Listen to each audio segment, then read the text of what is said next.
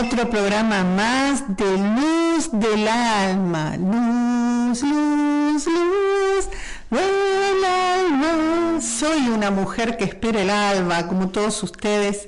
Les estamos transmitiendo acá desde Focus Nova, la radio misionera de Renova Más, desde Buenos Aires, Argentina. Les cuento en nuestras redes www.focusnova.org/radio-focus-nova y nos podés encontrar para escucharnos, y si no, podés dejarnos tus mensajes en el más 54 9 11 4049 7517. Y les cuento que por más que acá en el estudio me puedan ver a mí sola, no estoy sola, porque vía Zoom tengo a la doctora Olga Zucco, y tengo a Alicia Ledesma, que hoy nos acompaña desde Chaco, y lo tengo a Nico en la parte técnica, sí, que lo veo a través del vidrio, Nico haciendo señas. Y les contamos a todos los que nos sintonizan hoy por primera vez que cada programa de Luz del Alma, una horita, siempre traemos un tema diferente que comenzamos y terminamos en el día, ¿no? Y escuchamos a través de los mensajes aquellos temas que ustedes preferirían ir abordando. En el día de hoy yo les cuento que tengo acá el libro que se llama 4 cocodrilos del alma, de Osvaldo Cuadro Moreno, y me pareció muy interesante, ¿no? Osvaldo Cuadro Moreno plantea que los 4 cocodrilos del alma son el temor, el odio, el complejo de culpa y el complejo de inferioridad.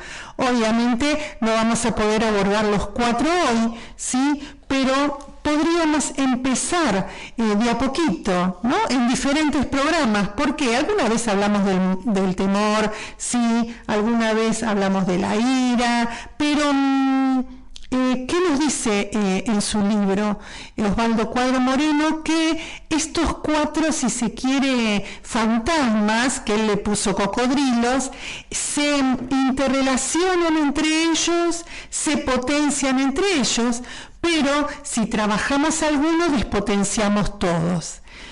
Eso me pareció muy interesante, ¿no? Acá dice, de modo que cuando uno se debilita, los otros también se debilitan.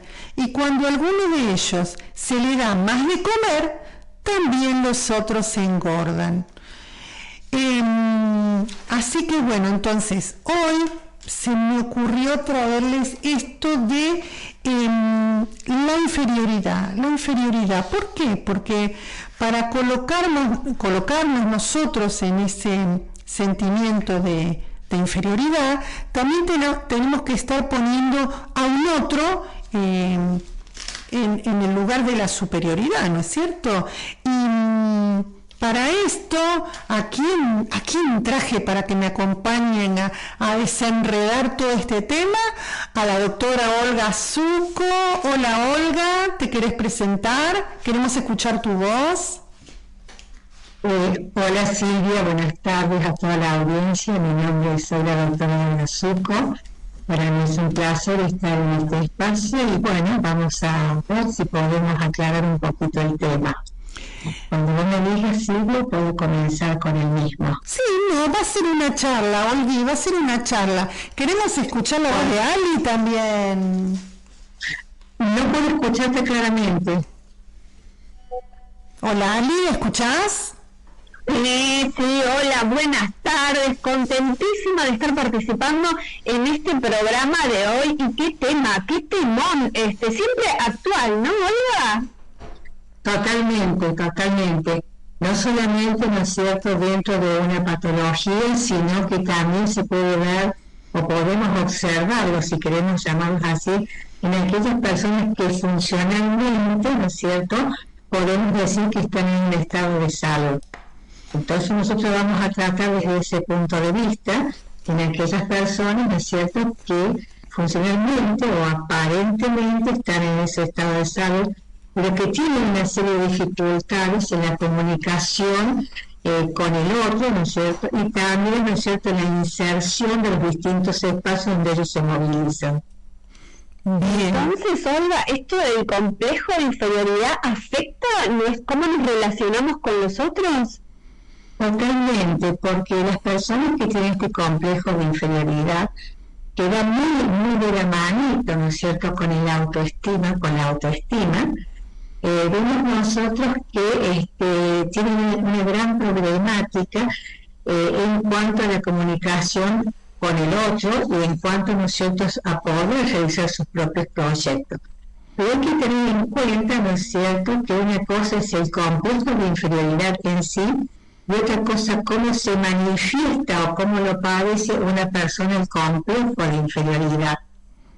¿Qué podemos decir que es un complejo de inferioridad? Son sentimientos persistentes de insuficiencia, ¿no es cierto?, son formas persistentes de insuficiente y hay una autoestima baja en la persona.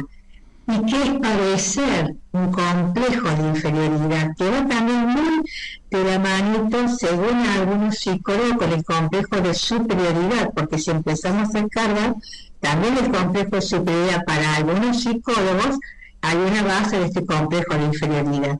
¿Y cómo lo padece una persona? Tiene un sentimiento constante, ¿no es cierto?, e inconsciente, que implica sentimientos de menosprecio a sí mismo. Presenta timidez, en algunos momentos hay ciertos grados de agresividad, debido a que no puede comunicarse correctamente, y tiene sentimientos de inadaptación, le cuesta adaptarse hacia, ¿no es cierto?, en los distintos ámbitos donde se moviliza. Hola Ali. En este punto de ver cómo se expresa, ¿no es cierto?, cómo se muestra, porque tenés razón, se dice que la persona que es exteriormente se pone en inferior, interiormente está en superior, y al revés, ¿no? Entonces, ¿cómo se expresa esta persona? Vamos a compartir expresiones. Por ejemplo, dicen, es mejor que elijan a otro porque yo no voy a poder. Esa chica me gustaría, pero soy muy poco para ella. Vivo resignado porque no sé qué hacer.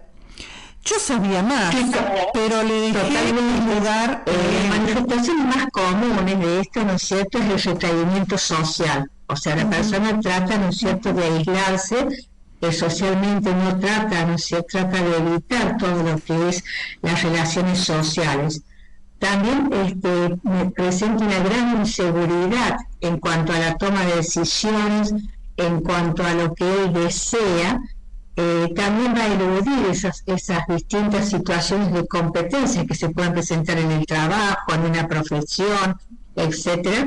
También trata, ¿no es cierto?, de eludirla.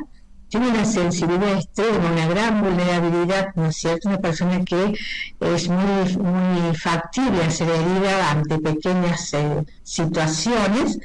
Tiene un miedo inespecífico, realmente presenta un miedo inespecífico ante situaciones generalmente que son desconocidas o nuevas para él. Y el miedo, ¿no es cierto?, es exagerado, ¿no es cierto?, de cometer esos errores, de ser juzgado, de hacer el ridículo. Entonces realmente busca no llamar la atención y por lo tanto generalmente no expresa sus emociones, sus sentimientos y se mantiene aislado. Generalmente donde uno puede, ¿no es cierto?, ¿cómo puedo decirte?, entenderlos es a través de su lenguaje gestual, porque quizás su lenguaje gestual es el que más se manifiesta. Entonces nosotros podemos llegar a entenderlo más a través de ese lenguaje, no de su lenguaje oral, que prácticamente ellos no se comunican con el otro. Así que hablan poco, pero los vemos actuando. Eso sería totalmente. Claro, de su postura, la forma, no son personas de mirarte directamente, tienen una mirada que tratan de esquivar tu mirada, la postura hacia adentro. Justamente son más introvertidos, tratan de de aislarse de grandes grupos o de los grupos donde ellos se manejan, es muy fácil de poder identificarlo. Sí, a esto, a todas las personas tenemos etapas con estas dificultades. No sé, me sale dificultades, no sé. Sí, generalmente, según se ha planteado, según algunos psicólogos plantean que esto es muy evidente en el adolescente. Generalmente esto parte desde el inicio, desde el nacimiento del niño, y bueno, todo esto, claro, viene del nacimiento del niño, cómo ha sido, ¿no es cierto?, tratado, cómo ha sido, ¿no es cierto?, él realmente ayudado para poder solucionar las distintas dificultades que tiene, qué se ha dicho de él. Entonces muchas veces esas manifestaciones se ponen muy evidentes en la adolescencia. Según otros psicólogos dicen que esto viene de su cerebro primitivo.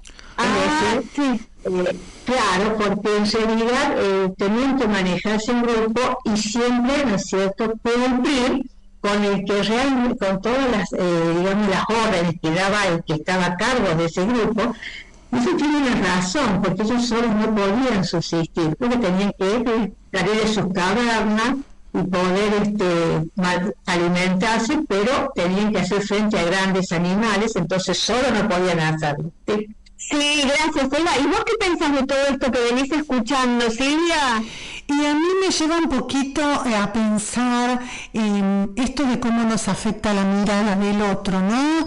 Esto que nos avergüenza, ¿sí? Que nos da miedo a decir aquello para que la otra persona, ¿qué pensará, no? Y si piensan qué, y si digo tal cosa, me veré como una, o prefiero no hacerlo por si acaso da la sensación de que yo, ¿no? O sea, el tema de darnos cuenta de cómo esa mirada del otro a nosotros nos va formando actitudes, diría yo, cómo nos influye negativo o positivamente esa mirada del otro, ¿no? Para aprender un poco a conocernos. Y claro, sin qué sé yo, si buscamos las causas, claro que tiene que ver con nuestra historia de vida, ¿no es cierto?, con la mirada que han tenido nuestros familiares y referentes hacia nosotros a lo largo de la infancia,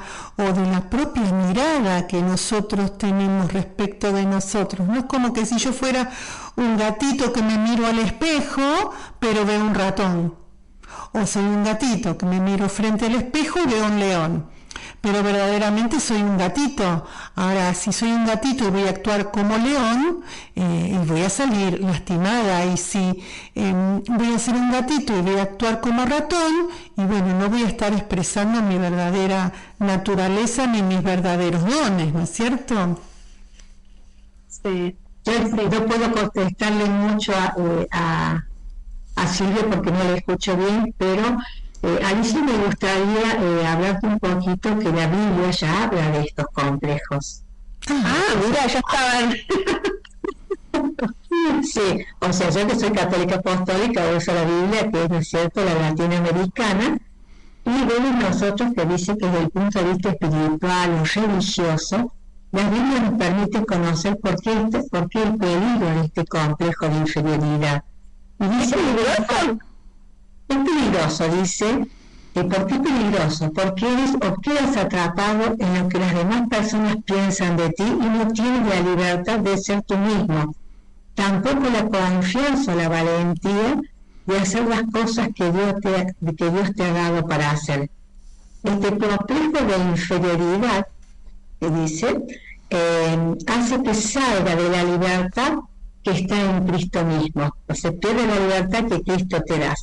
Y según Santiago, en el capítulo 3, porque siempre dentro de este complejo de inferioridad hay una pequeña cuota, ¿no es cierto?, que la persona tiene de envidia por lo que no puede lograr lo que el otro tiene, o sea, no porque no pueda lograrlo, que realmente no se siente capaz de lograrlo y el otro lo tiene. Entonces Santiago dice, en el capítulo 3, en el versículo 16, porque donde hay envidia y ambiciones, habrá desorden y acciones malas de todas clases.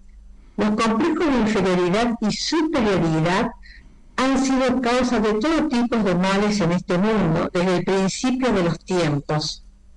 Por otro lado, la superioridad hace que trates a los demás, ¿no es cierto?, con esa indiferencia total, ese desprecio, porque frente a tus ojos, la otra persona en algún nivel tiene menos valor que tú. No es así para Dios, como Dios quiere que sean las cosas. Para poder vencer este complejo de inferioridad o de superioridad es necesario saber de dónde proviene, ¿no es cierto?, de dónde proviene esta situación que estamos. Y tiene mucho que ver lo que se está viviendo socialmente, más allá de la historia propia de la persona, lo que socialmente se está viviendo y los valores que se le dan a diferentes cosas, como el éxito, la belleza, el dinero, el poder de la posesión. Esos conceptos nuevos, me salió cordobera, esos conceptos nuevos que de éxito, ¿no? De lograrlo todo, ¿sería eso? El ser perfecto, todo ese tipo de cosas. Entonces, estas son cosas importantes, pero son importantes para el hombre, pero no para los ojos de Dios. Porque para él no significa nada. Dice, los ojos de Dios, Jesús dijo, ustedes se dan cara de hombres perfectos, pero Dios conoce los corazones y los que los hombres tienen por grande, Dios lo aborrece. Está en Lucas capítulo 16, versículo 15. Yo esto lo saqué de la Biblia latinoamericana, que es para mí la más fácil de la Biblia para entenderla. Me parece interesante que la Biblia ya nos está hablando, ¿no es cierto?, de cómo influye y cómo quita las libertades, porque las personas que tienen este tipo de complejos, sea uno u otro, ¿no es cierto?, tienen, ¿no es cierto?, hay ciertas libertades en que está muy limitado. Entonces, por eso dice que quita la libertad que el mismo Jesús, el mismo Dios nos da. Sí, Olga, y algo que trajo también Silvia, corregime Silvia si me escuché bien, esto de como que no estamos siendo nosotros mismos cuando estamos en ese complejo. ¿Vos qué decís, Silvia, si entendí bien? Sí, tal cual, nos hacemos menos, por lo tanto los dones que se nos han sido dados por Dios, no los estamos poniendo en juego porque realmente creemos que no podemos, ¿no? O que otro puede más, por ejemplo, porque tenemos esa cosa, como el otro lo va a hacer mejor y queremos que sea perfecta, esto que estamos haciendo, sea lo que sea, entonces que lo haga el otro porque lo va a hacer mejor, ¿no?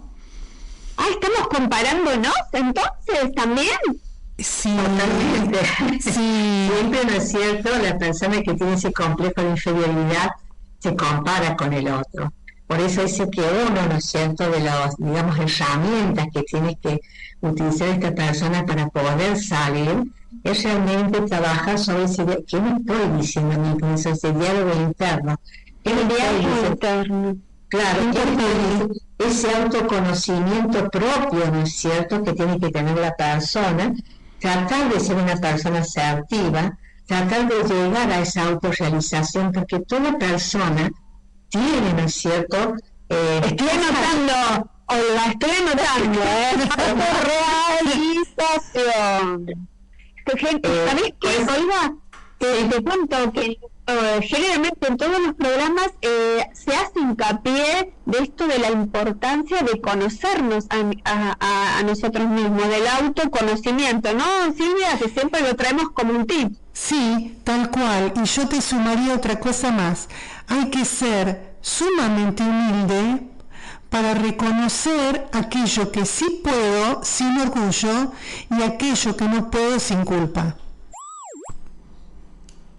No escucho, no, lamentablemente no esto de eso nos trae también, nos suma esto de la humildad y agradecer a todo aquello que podemos hacer y hasta aquello que también no podemos hacer, como parte también de nuestro.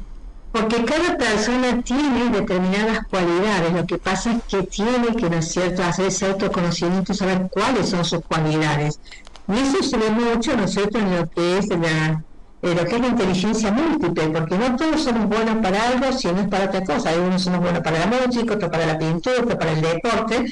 Entonces muchas veces estamos comparando con alguien que nosotros no tenemos esas cualidades, pero tenemos otras que podemos ser brillantes.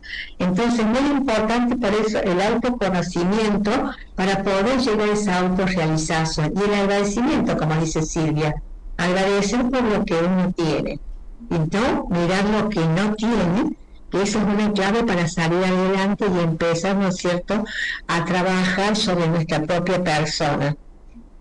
También es muy importante la psicoeducación, que la persona, ¿no es cierto?, trate de psicoeducarse, y muchas veces si no puede hacerlo otro, que lo haga acompañado de la mano de un profesional. Sí, psicoeducarse, ¿verdad?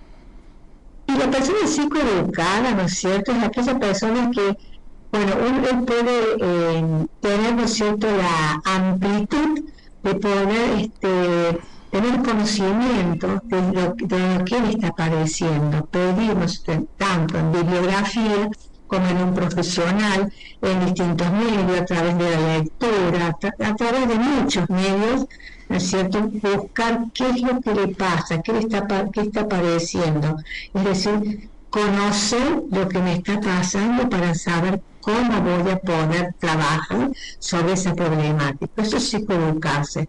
Empezar, ¿no es cierto?, a tener ese conocimiento. A veces, muchas veces se cae en este tipo de situaciones por ignorancia, por falta, ¿no es cierto?, de conocimiento. Y bueno, esa es la importancia que tienen estos medios, que también, ¿no es cierto?, ponen, donde explican una serie de conocimientos que les es muy útil a las diferentes personas que por ahí no tienen el acceso a nuestros medios. Porque siempre entonces con este programa estamos colaborando con en la... Totalmente. Buenísimo. Ahora, en este segmento del programa hay un cuento que también nos ayuda a seguir comprendiendo el tema que estamos desarrollando. Silvia, vos lo podés hacer porque sí, yo no tengo en cuenta, así que te escuchamos. Sí, tengamos en cuenta esto, ¿no? Que este es un programa que si tuviéramos que encuadrarlo en un tema, podríamos llamarlo psicoeducación y fe, ¿no? Y también usamos cuentos y usamos la palabra, pero también hacemos psicoeducación, digamos, y fe en los encuentros Liderarme, que hacemos los segundos sábados de mes, donde hemos hablado de las emociones, hemos hablado de los pensamientos, hemos hablado de la comunicación, y próximo encuentro, sábado 10 de agosto, vamos a hablar del trabajo de equipo, ¿no? Entonces, en cada encuentro vamos poniendo los temas sobre la mesa para que la persona pueda conocerse y trabajarse, ¿sí? Nosotros damos las herramientas y las personas tienen que poner su voluntad y fe en trabajarse, ¿no? Entonces, el cuento que les traemos hoy dice así: la urraca se dio cuenta de que le faltaba una de sus monedas más preciadas e hizo llamar a los mejores detectives del bosque, la liebre y el ratón. El ratón era algo más listo y sagaz que la liebre, así que sus pistas y razonamientos le llevaron pronto al gran laberinto de túneles bajo el bosque. Al entrar, vio al señor Topo, pero como el ratoncillo era muy tímido, no se atrevió a preguntarle nada y anduvo por allí y siguió buscando la moneda. La liebre también era un gran detective, así que poco después llegó allí también y vio al topo, pero a diferencia del ratón, con una gran naturalidad le preguntó al topo si sabía dónde estaba la moneda. El topo resultó estar encantado de guiarle, porque la moneda llevaba tiempo molestándole y finalmente la liebre se llevó la recompensa. Entonces el ratoncillo, que vio suceder todo aquello, se dio cuenta lo que tenía que hacer. Aprendió a afrontar su timidez de modo que nunca más afectara su buen trabajo, y así se convirtió en el mejor detective del bosque. ¿A dónde te llevó esta historia? ¿En qué casos has dejado de hacer algo por temor a la mirada del otro? ¿Puedes establecer una diferencia, una distancia emocional entre la mirada del otro y la tuya propia? ¿O todavía no? Esperamos tus mensajes, tus respuestas en nuestro WhatsApp más 54 9 11 4049 7517 o en www.focusnova.org/radio-focus-nova. Nos vamos un ratito, vamos y volvemos, ponemos la música y seguimos con este tema.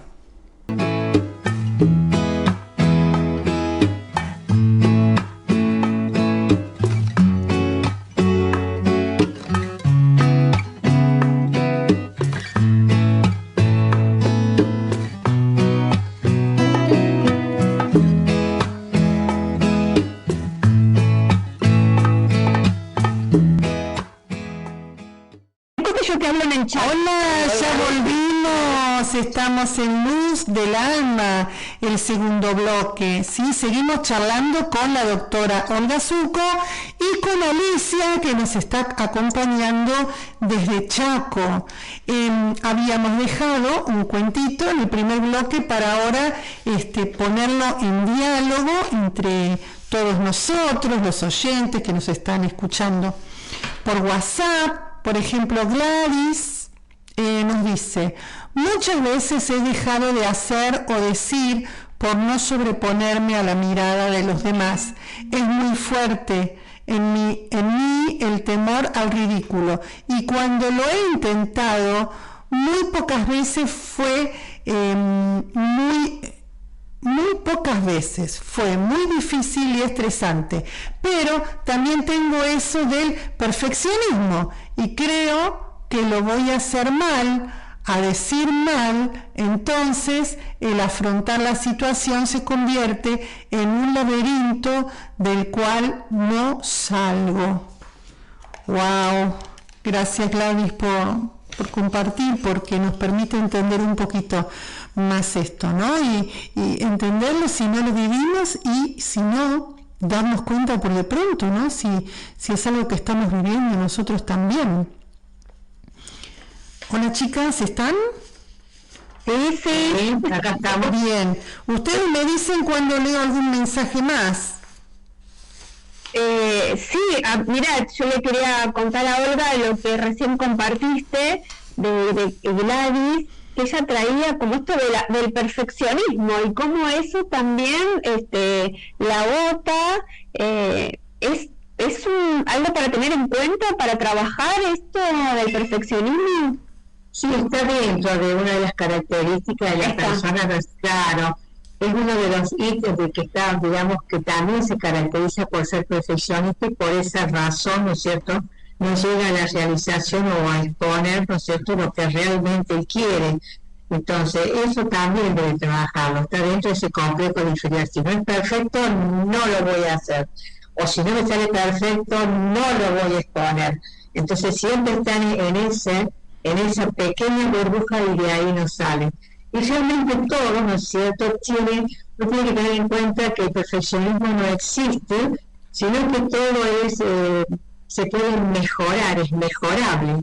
Bueno, a lo mejor la primera vez no me sale bien, lo intento una segunda vez. Y así sucesivamente, de esa manera uno va adquiriendo esa seguridad y esa práctica. Es como esto mismo, es como si ustedes cuando comenzaron la radio, o cuando yo comencé mi profesión, y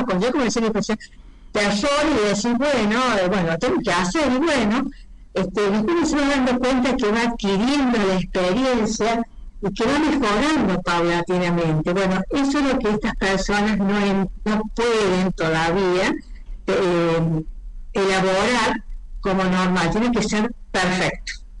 Y bueno, Olga, esto que decir, no es perfecto, lo podemos mejorar, hasta es mejorable, sí. Al decirlo parece más liviano, porque como más accesible, totalmente. Sí, nosotros, empezando que nosotros no somos seres perfectos, una vez empezando por eso. Entonces, al no ser perfecto, bueno, hay muchas cosas que no podemos tener, llevarla a la perfección, como hay otras que pueden ser, sí, pero siempre va a haber esa prueba y ese error. Esa prueba y ese error hasta que logremos lo que realmente para nosotros es la perfección y queremos brindarle al otro. Me gustaría leerte una frase que leí de Leonor Roosevelt, que me encantó, que dice: nadie puede hacerte sentir inferior sin tu consentimiento. Eso me pareció así fantástico. Que depende, está en nuestra responsabilidad, o sea, ¿así? Claro, sí, un poco es así. Nadie te puede hacer sentir inferior, es uno mismo, es una opción de uno. Por eso les decía que yo a esto lo había titulado para guardarlo, como, ¿no es cierto?, como decir, bueno, elección de vida. ¿Qué elección de vida voy a tomar yo? ¿O esta otra? Entonces también, ¿no es cierto?, este complejo de inferioridad es nuestra elección de vida. Porque muchas veces nos dicen, bueno, sos inútil, y yo me creo inútil. Y bueno, y así voy logrando, ¿no es cierto?, este círculo vicioso. En lugar de decir, si me dicen, soy inútil, no soy inútil. A lo mejor no me salió como vos decías, pero para mí está bastante bien. Entonces ahí, ¿no es cierto?, evitamos ese círculo vicioso. También es una opción de nosotros ese trabajo, pero bueno, para eso también tenemos que educarnos, buscar herramientas. Eso, el diálogo interno, como decías. Le pedimos, si querés, Olga, ¿te parece? ¿Otro mensaje tenés vos, Silvia? Sí, lo que sí, yo voy a leer algunos mensajes, los que puedo, porque les cuento. Emilio, Olga te está saludando. Hola, doctora Zucco, te saluda Emilio Casas. Mariano Mena dice lindas preguntas para repensar. Beatriz y Mariano también nos mandan un audio. Yo les pediría, como estoy con el celular acá en el piso, les pediría si no me lo mandan escrito, porque si no, si pongo los audios se nos mezclan todas las voces, ¿no? Y después tenemos a Irene. Dice, en general creo que muchas personas tienen miradas intimidantes, dice Irene, juzgadoras o fariseas o burlonas, y como mujeres, ¿cuántas veces tuvimos que enfrentar miradas lascivas, ¿no?, que nos hace sentir eso, ¿no? Creo que un poco eso cambió y me parece bueno cuidar nuestras miradas. También tuve que aprender y estoy aprendiendo. Deseo tener una mirada de empatía, una mirada de compasión, que Dios me la conceda, dice Irene. No te puedo escuchar la última parte, pero ¿te puedo decir vos, Olga? No, yo no lo puedo escuchar, tengo todo entrecortado, así que yo puedo escuchar, a vos te escucho bárbaro, sí, yo no la puedo escuchar. Olga, lo que sí te puedo contar, que escuché bien, que Emilio, que es un oyente del programa, te manda saludos desde Chile, así que muchísimas gracias, Emilio, sí, que lo ubico a Emilio, ¿sí? Muchísimas gracias, Emilio, sí.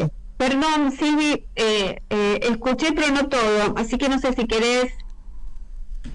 Sí, compartir un poco, compartir esto que siempre compartimos, Sally, que te mandé fotito también a tu WhatsApp. Sí. Esto de algunos tips, ¿no? ¿Qué hacer frente a esta mirada o a esto que dice Olga, que nos dice el otro? O sea, vamos a comprar lo que nos dice el otro, y bueno, eso va a depender de nuestra autoestima, ¿no? De decir, bueno, este otro me está diciendo un montón de cosas que proyecta, que es su proyección, digamos, pero en esto puede tener razón, pero en este otro no. ¿Por qué? Porque nos conocemos, porque validamos nuestros dones, ¿sí? Sabemos cuáles son nuestras debilidades y cuáles no. Entonces no compramos tanto lo que dice el otro, porque entendemos que es proyección de sus heridas también, ¿no es cierto? Entonces un punto importante es conocernos, ¿no? Sí. Importantísimo el autoconocimiento, ¿no? No puedo escuchar la Silvia, así que no te puedo responder. Sí, que Silvia también nos trae esto importante porque uno de los oyentes también trae esto de la mirada del otro, la que son proyecciones, y qué importante es saber nuestras posibilidades, nuestras cualidades, el autoconocimiento, que vos también lo trajiste. Claro, porque fíjate que hay algo que es muy importante, que no hay que culpar a los demás, ¿no es cierto?, o responsabilizar a los demás, porque somos nosotros mismos los responsables de esta situación que estamos viviendo. Y bueno, hay que soltar, ¿no es cierto? Una de las maneras de ir trabajando esto es primero, si no lo podemos hacer solo, consultar a un profesional y luego elaborar nuestra historia, tratar, ¿no es cierto?, de tener ese conocimiento, no solamente el autoconocimiento, sino el conocimiento de toda nuestra historia, del arco de nuestra vida. Entonces, elaborar nuestra propia historia desde el arco de nuestra vida. Puede haber muchas cosas buenas, muchas cosas que no son tan buenas. Entonces, las cosas que no son tan buenas, soltar esas ataduras, esos dolores del pasado. Porque el perdón es muy sanador. Y muchas veces pensar que a veces nuestros antecesores, modelos de vida, nos han podido dar lo que ellos estaban preparados para dar. Entonces hay que aprender a perdonar, entenderlo, es muy sanador para nosotros eso. Después agradecer y reconocer, ¿no es cierto?, y aceptar la situación que me tocó. Esto de agradecer y reconocer lo que nos pudieron dar, y luego la aceptación de nuestra historia de vida o de ese arco de la vida. Y luego podemos nosotros, que como sabemos que nuestra situación es el aislarnos, no poder comunicarnos, que a lo mejor la mayor comunicación la podemos transmitir a través, ¿no es cierto?, de la comunicación no oral, que es un 70, un 80% del tipo de personas, tratar de ir, ¿no es cierto?, tratar de irnos poniéndonos así, bueno, voy a ir a esta reunión, ya hacerlo en forma paulatina, no de golpe. Bueno, voy a esta reunión, hace que dame 15 minutos. Y viene la próxima reunión y bueno, voy a quedarme 20 minutos y trataré de hablar con alguien. Y así paulatinamente, ¿no es cierto?, ir trabajando a nosotros mismos. Pero no culpar a los otros. También tenemos que darnos cuenta que nosotros tenemos que utilizar nuestros propios recursos para salir adelante. Es como si estuviéramos ahogando. Bueno, si estamos ahogándonos, bueno, si no sabemos nadar, vamos a intentar patalear, hacer algo, pero de alguna manera salir. Esto es lo mismo, más o menos lo mismo. Pedir ayuda, ¿no? Exactamente. Y también Silvia nos traía esto de que a veces cuando alguien nos critica o que su mirada es de juicio, que no somos juzgados, también tenemos que entender que por ahí es la proyección del otro, no nos está viendo a nosotros, sino es su propia proyección de sí mismo. O muchas veces, lamentablemente, es como yo me veo, es lo que yo proyecto y lo que el otro, ¿no es cierto?, puede ver en mí. Pero fíjate lo que dice Leonor Roosevelt: nadie puede hacerte sentir inferior sin tu consentimiento. Si el otro tiene el problema, y no es cierto, y en su forma, ¿no es cierto?, de manejarse conmigo o con la persona que sea, es decir, bueno, trato de hacerte sentir inferior. Si yo no se lo permito, no lo puedo realizar. Yo le doy el permiso para que él me haga sentir. Pues si nadie puede hacerte sentir inferior sin tu consentimiento. Importantísimo tener clarísimo esto. Somos constructores. Somos nosotros. Y no aislados, sino, ¿no es cierto?, en común unión con los otros. Siempre, como dijiste vos, pidiendo ayuda al amigo, al vecino, a la comunidad, a la comunidad, ¿no es cierto?, eclesiástica que estoy, en el colegio, en el medio en que yo estoy, ¿no es cierto?, pedir esa ayuda a través de un profesional, tratar de buscar, ¿no es cierto?, de buscar ese conocimiento que me falta a través de la psicoeducación para tener herramientas para poder ir trabajando estas situaciones. A veces hay personas que no tienen instrucción, porque no podemos hablar de inteligencia. Una cosa es la instrucción que tiene una persona, y son personas que a lo mejor apenas saben leer, y le cuesta hasta firmar, pero son muy inteligentes, y son las personas que vienen y dicen: me pasa esto, me pasa con muchos pacientes, me pasa esto, ¿qué hago? Están diciendo: Claro, y tú te decís, qué belleza, me está pidiendo le dé pautas para ella trabajarla. Y en estos pacientes muy humildes, con una capacidad de un trabajo humano impresionante. ¿Otras no? Claro, y entonces esto también, un poco ya ir compartiendo los tips, Silvia, esto de poder expresar lo que sentimos, no por ahí de un momento a otro todo, porque es como un entrenamiento gradual, dijiste vos, Olga, pero ir de a poquito, como tomar contacto con lo que sentimos e ir poniéndolo en palabras. Eso también nos puede ir ayudando para salir de este complejo de inferioridad, de ser, ¿cómo podríamos decir? En vez de complejo de inferioridad sería ese aislamiento social, porque se aíslan totalmente. Y cuando uno tiene un adolescente, si uno es mamá o tía de un adolescente, y se da cuenta que está en esta situación, que tiene una baja autoestima, y su comportamiento tiende a esta situación, está en uno de ayudarlo, no hacer las cosas por él. El guiarlo y ayudarlo, ¿no es cierto?, para que pueda salir, darle pautas de cómo debe manejarse para que pueda salir paulatinamente. Y el adolescente tiene muchas cosas que trabajar, pero si siente que hay una persona que confía en él, que realmente lo trata de sacar adelante, seguramente va a salir porque son bellísimos. Son bellísimos. Sí, vos, Silvia, ¿qué más? No, yo te sumo otro tip también, que es desprendernos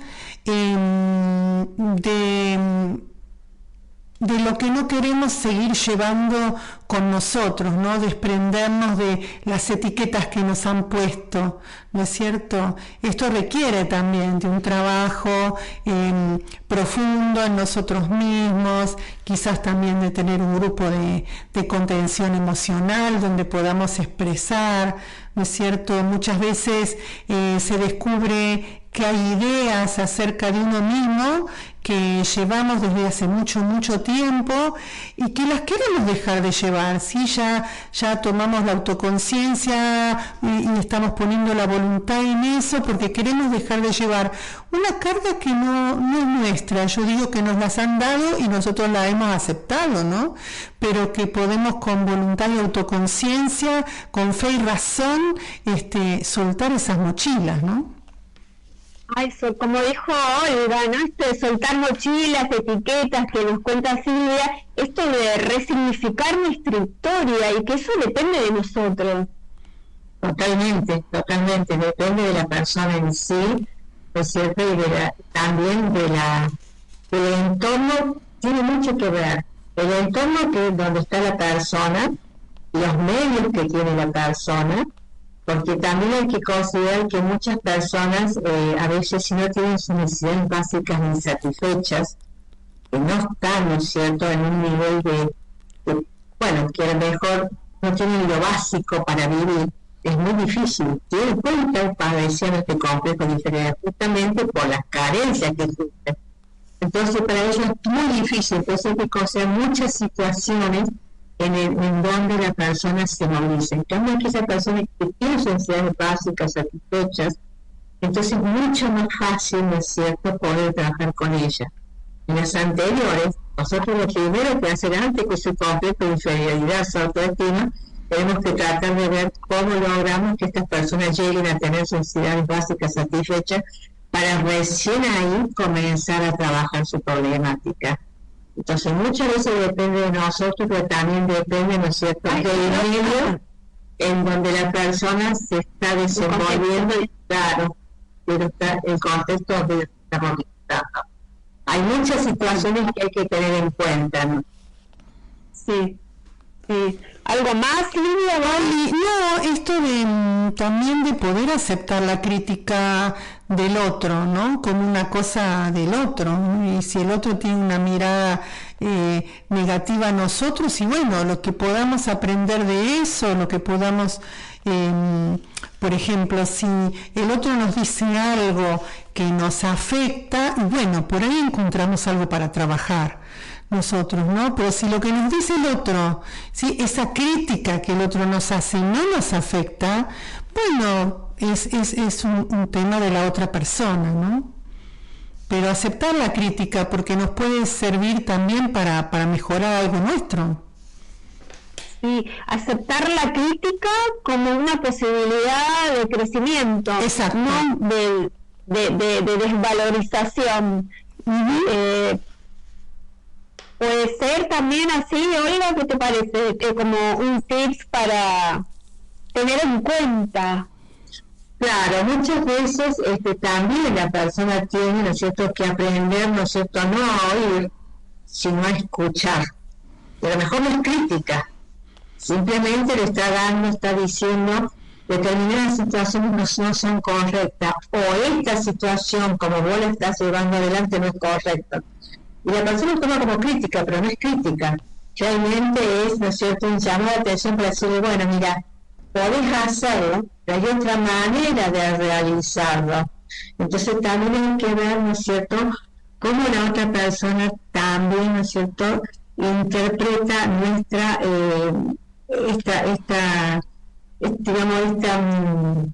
esta pequeña intersección que hacemos en lo que él está realizando.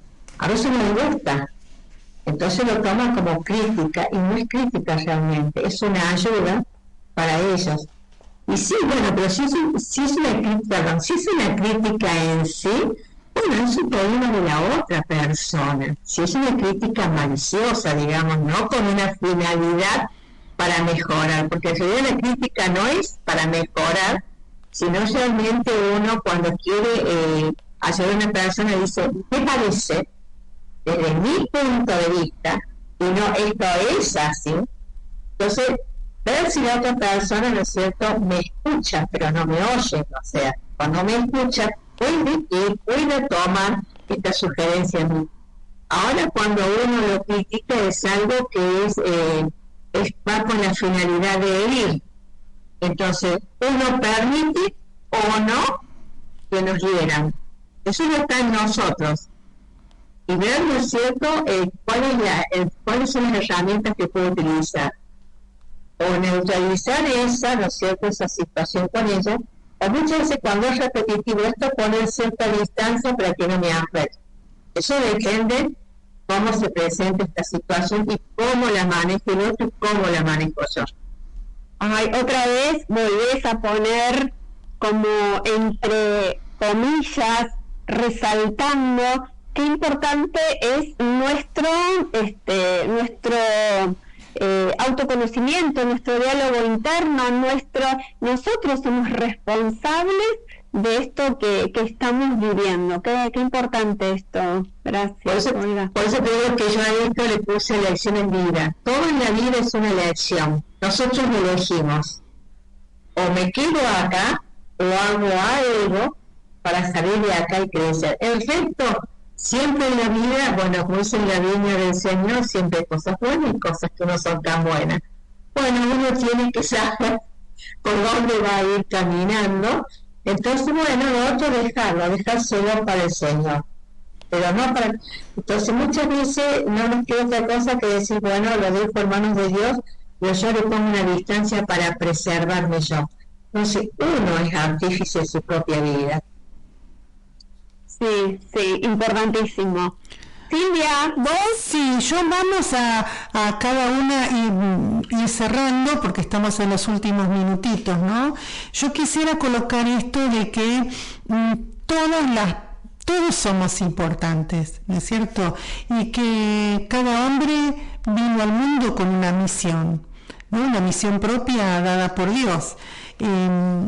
Entonces ninguno va a ocupar el lugar de otro, ni tiene el mismo carácter que otro, o la misma situación de vida que otro, ¿no es cierto? Todos somos valiosos para Dios y cada hombre es irreemplazable, ¿no? Y por eso cada muerte es una posibilidad que se pierde de que esa persona entregue al mundo aquello tan especial que ha traído, ¿no?